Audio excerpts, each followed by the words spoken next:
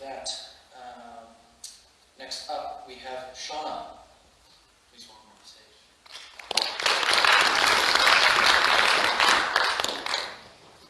This is a picture of me dressed as a dog talking to God. It's from a film I made about my third psychotic episode that happened in 1997.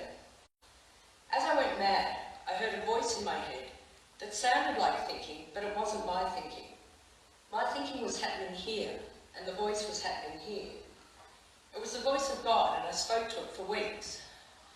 It turned out that God was Steve Martin telepathically communicating with me. I had trouble convincing the doctors of that. But this is an experience of thought insertion. Thought insertion is a symptom in schizophrenia where people claim they experience thoughts that are not their own. It's classified as a delusion because we generally accept that you can only experience your own thoughts. Now, thought insertion challenges some theories of consciousness. Consciousness refers to the fact that we have experiences. We experience colours and sounds and smells and thoughts.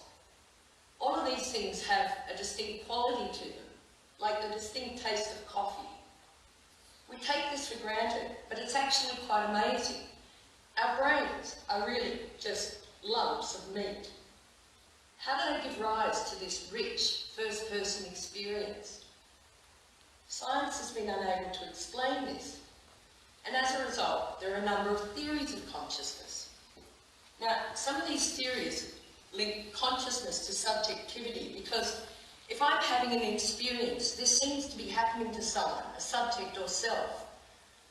Thought insertion challenges these theories because if I say I'm having a thought that's not my own, I seem to be saying I'm not the subject of that thought, so it lacks subjectivity. I look at a theory called the higher order global state theory and claim it can account for thought insertion. In this theory, the information in our brain that's conscious forms a centre called a global state, and this information is broadcast to more areas of the brain. It also forms a point of view that acts as a subject or self. In normal functioning, we have one global state, but I claim there are two global states in thought insertion. I also claim the self in the main global state is extended over time, so it's more robust. If the subject is identified with this main global state, it may explain why the thoughts in the other global state seem so alien.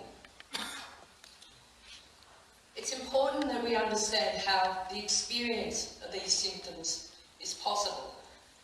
It helps us to understand these illnesses, and this could improve treatment. Thank you.